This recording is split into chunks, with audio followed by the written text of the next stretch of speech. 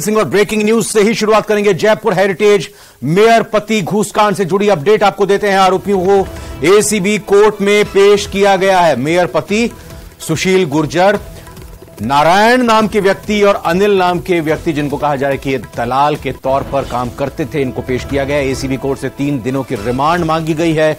Mayor पति सुशील गुर्जर का दावा है कि एक बड़े कांग्रेस के नेता के इशारे पर मुझे फंसाया गया है। साफ तौर पर बड़ा आरोप सुशील गुर्जर की तरफ से लगाया गया है। और आपको बता दें, पार्षद मनोज मुदगल और हिमांशु के साथ मिलकर फंसाने का वो आरोप लगा रहे हैं। तो जो जानकारी निकलकर सामने आ रही है उसके मुताबिक ये कहा गया है, मेयर के पति सुशील गुर्जर के हवाले से यह दावा किया जा रहा है कि एक बड़े कांग्रेस के नेता के इशारे पर उनको फंसाया गया है। और आपको यह भी बता दें कि पार्षद मनोज मुदगल का उन्होंने नाम लिया और हिमांशु के साथ मिलकर फंसाने का आरोप लगाया गया है।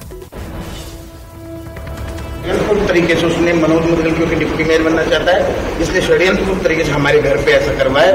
कोई रिश्वत नहीं ले गई है। लेकिन मनोज मुदगल जब से मेयर साहब मेयर बनी है, जब से वो डिप्टी मेयर बनना चाहता है, तो सुधांशु के लिए चाहे आप पता कर लेना, वो दिन में 8 घंटे उधर बैठता है। तो ये मान के चला जाए कि राजनीतिक साजिश है इसमें? 101% राजनीतिक साजिश है। किसने बताया आपको? किसने बताया? तो ये पेशी पर जा रहे थे और इसी दौरान यहां मीडिया से एक्सक्लूसिव बातचीत की। न्यूज 18 से सीधा रुख करते हैं। लवली वधवा का हमारे संवाददाता सहयोगी जुड़ चुके हैं। एक बड़ा खुलासा यहां न्यूज 18 के साथ किया है यहां, और ये कहा गया कि डिप्टी मेयर बनने की इच्छा थी और राजनीतिक साजिश के तौर पर एक बड़े कांग्रेसी नेता के इशारे पर मुझे फंसाया गया है।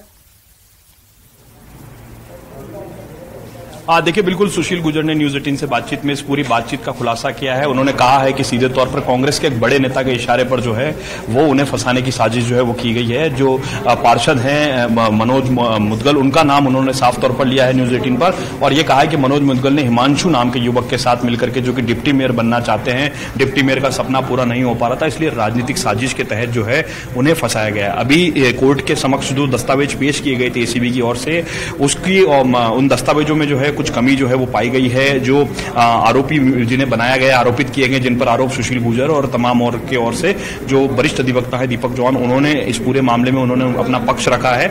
और बातचीत जो पक्ष रखने के साथ साथ में कोर्ट को इस पूरी कार्रवाई को राजनीति से ओतप्रोत जो है वो बताया गया है। इस पूरी कार्रवाई को लेकर के जो दीपक चौहान है उन्होंने अपना पक्ष मजबूती से कोर्ट में रखा, जिसके बाद में कोर्ट ने 15 मिनट के लिए जो है इस पूरी सुनवाई को टाल दिया है और फाइल लेकर के माननीय न्यायाधीश के जो चैम्बर है उसमें माननीय न्यायाधीश जो है वो पहुंचे हुए हैं। एसीबी की जो स्पेशल कोर्ट है बनी पार्क में, 1 नंबर कोर्ट, यहां पर उनकी सुनवाई जो है वो चल रही है।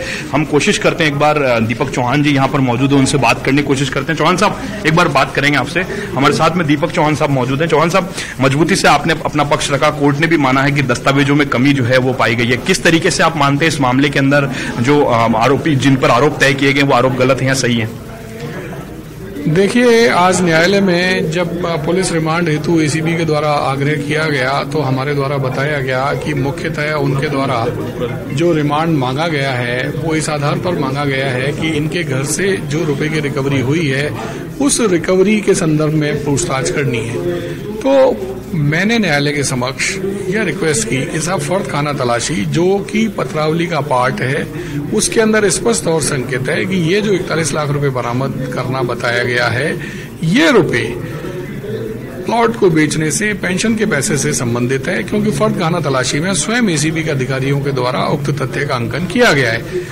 न्यायालय द्वारा जब एसीबी के टीएलओ से ये बात पूछी गई कि ये डॉक्यूमेंट पत्रावली में कहाँ है, हमें दिखाइए, तो उसके द्वारा स्पष्ट तौर से इनकार किया गया कि ये डॉक्यूमेंट पत्रावली पर नहीं है। जब स्पष्टीकरण मांगा गया तो उनके द्वारा कहा गया कि साहब, ये जो डॉक्यूमेंट है ये तो सर्च टीम का बनाया हुआ है। मैंने न्यायालय को बताया कि साहब, ये डॉक्यूमेंट जब हमारे पास मौजूद है, जो कि कल दिनांक 4/8/2023 को 8:55 PM पर बन गया, तो ऐसा नहीं था कि सर्च टीम कोई बॉम्बे, न्यूयॉर्क, दिल्ली में कोई सर्च कर रही हो। जयपुर में 10 किलोमीटर की रेडियस के अंदर जब सर्च टीम ने अपनी सर्च कर ली और 8:55 पर एक डॉक्यूमेंट क्रिएट हो गया, तो ऐसी स्थिति में वो डॉक्यूमेंट हमारे पास है और न्यायालय के पास नहीं है, तो बड़ी हास्यास्पद स्थिति है। तो इससे जाहिर होता है। इस पर कोर्ट ने क्या कहा?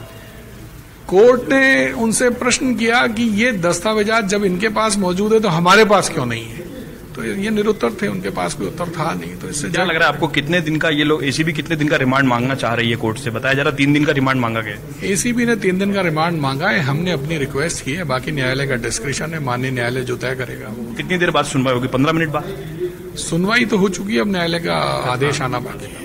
शुक्रिया सर बात करने के लिए। तो ये दीपक चौहान जिसे हमने बात की, वरिष्ठ अधिवक्ता हैं, जो क्रिमिनल केसेस होते हैं उनमें काफी माहिर माने जाते हैं। दीपक चौहान और उनकी टीम जो है वो यहाँ पर सुनवाई के लिए पहुंची थी और सुशील गुर्जर की तरफ से वो सुनवाई कर रहे हैं। सुशील गुर्जर से हम एक बार फिर बात करने की जरूर कोशिश करेंगे। ये देखिए, ये कोर्ट का नजारा, जहां पर आज शनिवार का दिन है, कोर्ट के अंदर अवकाश होता है, लेकिन चूंकि हाई प्रोफाइल मामला है इसलिए कोर्ट के अंदर आज चहलकदमी का माहौल है और लगातार जो एसीबी सहित तमाम जो आला जो अफसरान हैं एसीबी के, वो यहाँ पर पहुंचे हुए। कड़ी सुरक्षा व्यवस्था के बीच में ये पेशी जो है वो यहाँ पर कराई गई है।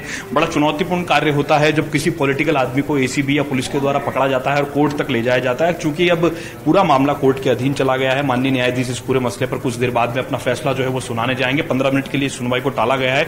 सारे पक्षों को सुनने के बाद में काफी बारीकी से पूरे मामले को जो जाना है, जो कि माननीय न्यायाधीश देवेंद्र कुमार जी ने पूरे मसले को जो बड़ा बारीकी से सुना, बारीकी से सुनने और के बाद में 15 मिनट के बाद में फैसले की बात जो है वो यहाँ पर कही गई है। हालांकि कोर्ट पूरे मसले को गंभीरता से सुन रहा था। इसमें जो तथ्य रखे गए जो आरोपी पक्ष के वकील के द्वारा, जो दीपक चौहान के द्वारा, वो ये कहा गया कि इस पूरे मसले में जो जिन लोगों की फाइलें हैं, जिन लोगों के पट्टे हैं, वो लोग ना तो एसीबी में पीड़ित बन करके गए हैं, ना प्रार्थी बन करके गए हैं। एक तीसरे व्यक्ति को इसमें जो है वो पीड़ित प्रार्थी बना करके इस पूरे मसले के अंदर जो है इसे राजनीतिक साजिश के तहत ये पूरा एक एसीबी का स्कैम जो है वो बताया गया है और इसके तहत यहां पर फंसाने के बाद जो है ये कही जा रही है। अब एसीबी को अपनी सफाई देने के लिए सामने आना होगा, क्योंकि इस पूरे मसले पर लगातार आरोप लग रहे हैं। सुशील गुर्जर से लेकर के उनके अधिवक्ता लगातार आरोप लगा रहे हैं कि सीधे तौर पर यह राजनीतिक साजिश के तहत पूरे मसले में मनोज मुदगल का नाम सामने आया। मनोज मुदगल प्रताप सिंह खाचरियावास जो कि राजस्थान के मंत्री हैं, उनके नजदीकी बताए जाते हैं और जो मुनेज गुर्जर हैं वो भी उन्हीं के कैंप से आती हैं। लेकिन जो राजनीतिक समीकरण किस तरह के रहे, क्या कुछ परिस्थितियां रही या नहीं रही, जो भी रही, लेकिन प्रताप सिंह खाचरियावास ने भी दूसरी तरफ प्रेस कॉन्फ्रेंस करके जो दहाड़ की है और ये कहा है कि इनको पार्टी से निकाला जाए। लेकिन सीधे तौर पर जो है अब ये कह सकते हैं कि सिविल लाइन विधानसभा क्षेत्र जो कि जयपुर का हाई प्रोफाइल विधानसभा क्षेत्र है, वहां पर इस तरह के घूस कांड के बाद में चर्चाएं जो है वो खासे जोरों पर है और फिलहाल कोर्ट की जो कार्रवाई है वो अंदर चल रही है। कुछ ही देर बाद में एसीबी की जो स्पेशल कोर्ट है, जहां पर इसकी सुनवाई के बाद में फैसला जो है वो सुनाया जाएगा। आरोपियों को फिर से अगर रिमांड दिया जाता है तो एसीबी ऑफिस ले जाया जाएगा, अन्यथा इन्हें जेल में जमा कराया जाएगा। जी, सुशील गुर्जर का बयान एक्सक्लूसिव भी हमने सुनाया, जो राजनीतिक आरोप लगा रहे हैं कि राजनीतिक साजिश के तहत फंसाया जा रहा है। बचाव पक्ष के वकील ने क्या दलील पेश की वो भी वहां पर बताई गई है। माननीय अदालत में यहां पर पेशी के दौरान जेरा योगी अपनी तरफ से तर्क दिए गए होंगे। लेकिन सवाल अब यह उठता है कि जो पट्टे जिनको लेकर दावा किया गया कि 2 लाख की रिश्वत ली, वो घर से मिली। ठीक है, आप हो सकता है वर्क फ्रॉम होम भी करते हो, इतने ज्यादा आपके ऊपर काम का लोड है कि दफ्तर और ऑफिस दोनों जगह आप काम करते हो। वो फाइल किचन के अंदर मिली, हो सकता है कि और भी कुछ फाइल्स वहां पर मिली हो। 40 लाख कैश आपके पास से मिला है, कोई ये तनख्वाह कैश में नहीं आती हुई, कोई किराया आपने कहीं से वसूला नहीं होगा, या फिर आपको इसका प्रूफ भी देना होगा कि ये इसका सोर्स ऑफ इनकम क्या है और कैश किस तरह से आया। तो ये भी तो बात है, ये किसी राजनीतिक व्यक्ति के ऊपर जिन्होंने आरोप लगाए जा रहे हैं, जिनके ऊपर आरोप लगाए जा रहे हैं, उन्होंने तो कैश और पट्टे वाली फाइल नहीं रख दी होगी इनके घर पर। देखिए, एसीबी ने यही कहा है कि सर्च जो है वो अभी अधूरा है, सर्च की कार्रवाई जो है वो अभी अधूरी है, इसमें और सर्च करना बाकी है। लेकिन दूसरी तरफ जो आरोपित पक्ष के जो अधिवक्ता है उन्होंने साफ तौर पर कहा कि जब रात को 8:44 पर पूरा दस्तावेज तैयार कर लिए गए, इसका मतलब सर्च कंप्लीट हो गया और उसके बाद में ये पूरी एंट्री ली गई।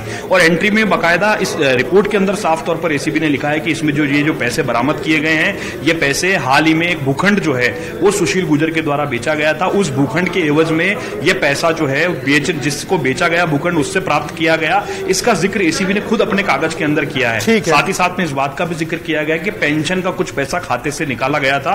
ये जो है पक्ष अपनी तरफ से रखा गया। अब कोर्ट जो है 15 मिनट के बाद में अपना फैसला सुनाने जा रहा है। जी, और लेकिन दिनेश गुर्जर ने ये जो आरोप लगाए, साफ तौर पर ये एक तरह से कहें कि आगे आने वाले वक्त में एक सियासी भूचाल भी ला सकते हैं, क्योंकि ये आपस का मनमुटाव और आपस की भी लड़ाई देखने को सामने आ रही है। देखिए बिल्कुल इसकी शुरुआत उसी दिन से हो गई थी रविंद्र। जिस दिन मेयर मुनेज गुर्जर जो थी आईएएस अधिकारी के खिलाफ धरने पर बैठी थी, वो आईएएस अधिकारी राजनेताओं की सिफारिश से नगर निगम के अंदर पोस्टिंग पाए हुए थे, लेकिन जब मेयर और पार्षदों की सुनवाई नहीं हो रही थी तो उन्हें कमरे में घेरा गया, बंद किया गया। उस मामले के अंदर माणक चौक थाने में अभी भी जांच जो है वो लंबित चल रही है। मेयर और मेयर के पति को उस मामले में भी आरोपी बनाया गया। तब से इस बात की शंकाएं और चर्चाएं शुरू हो गई थी कि कभी भी मेयर मुनेज गुर्जर पर गाज गिर सकती है, उन पर सियासी निशाना हो सकता है। मेयर मुनेज गुर्जर ने एक बार रोते हुए बयान भी जारी किया था, आपको ध्यान होगा, हमारे दर्शकों को जरूर ध्यान होगा। तब उन्होंने कहा था कि उनके खिलाफ राजनीतिक साजिश जो है वो की जा रही थी। अब इस राजनीतिक साजिश में करने वाला कौन सच्चा है कौन झूठा है ये तो इन्वेस्टिगेशन में सामने आएगा, लेकिन फिलहाल जो है ये मामला बड़ा रोचक हो गया है। सियासी हलकों के अंदर चर्चा है खासी। विधानसभा चुनाव से ठीक पहले कांग्रेस की सरकार के अंदर कांग्रेस की मेयर के घर पे एसीबी का छापा अपने आप में बताता है। लवली, आप नजर रखिए क्योंकि जैसा बताया गया कि 15 मिनट के अंतराल के बाद फिर इस पर कोर्ट का रुख सामने आएगा। फिलहाल बहुत बहुत शुक्रिया। हम तुरंत जैसी कोर्ट की तरफ से कुछ प्रोसीडिंग होती है, बात कही जाती है, आपका रुख करेंगे। लेकिन एक खबर इस वक्त महत्वपूर्ण है, वो ये कि मंत्री खाचरियावास ने बड़ा बयान दिया। उनके मुताबिक सभी 44 पार्षद चाहते हैं कि मेयर बर्खास्त हो। सरकार की भ्रष्टाचार के खिलाफ जीरो टॉलरेंस की नीति है, दोषियों के खिलाफ कार्रवाई होगी।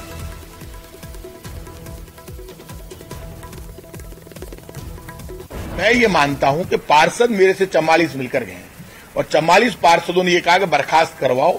वो बात मैं वहां कह दूंगा, मुख्यमंत्री जी को मैं मिलकर कह दूंगा। और बर्खास्त तो हम नहीं करेंगे, कोर्ट कर देगा, एसीडी कर देगी, तो सबूत तो सब कुछ सामने है। ये जो सुशील गुर्जर हैं, इससे आपके अच्छे ताल्लुकात रहे हैं। आपने कई बार खुद फोन पर समझाया है कि इस तरह की हरकतें ना करें जब शिकायत सीधे आपके पास आई। देखिए, मैं समझा सकता हूं, बना सकता हूं, लेकिन चोरी करने से रोकने के लिए सिर्फ कह सकता हूं, समझा ही तो सकता हूं। लेकिन जब नाश मनुष्य पर छाता है, पहले विवेक मर जाता है, तो विवेक मर जाता है। तो अब पहले कार्रवाई हुई, उसका मुकदमा दर्ज हो गया। 10 दिन बाद उस आईएएस ने मुकदमा दर्ज कराया। 10 पहले आ जाते तो मैं बुलाता, इनका सबको बैठा के कॉम्प्रोमाइज कराता। कुछ बीजेपी कांग्रेस के नेता है जो उनका कुछ बिगड़ता नहीं है, चढ़ाते रहते हैं, चोरी करो, गड़बड़ करो, ये करो, वो करो। तो उन्होंने तो जिंदगी भर पर्दे के पीछे रह के खेल खेला है। जिन लोगों ने, जो फ्रंट पे आकर लड़ नहीं सकते, कमजोर लोग जो होते हैं, जो इस तरह की कार्रवाई में बेचारे मोहरे यूज में लेते हैं, उनका नुकसान कर देते हैं, तो ऐसे लोग भी गलत हैं। क्या मुनेज गुर्जर से भी पूछताछ की बात कही आपने कि होनी चाहिए पूरे मामले। पूछताछ तो मैं किसी से पूछताछ की बात नहीं कर रहा, अपने आप कर लेगी एसीडी। मेरी उनको सिफारिश की जरूरत नहीं, वो किसी की सुनते ही नहीं है, वो अपने आप। और इस बीच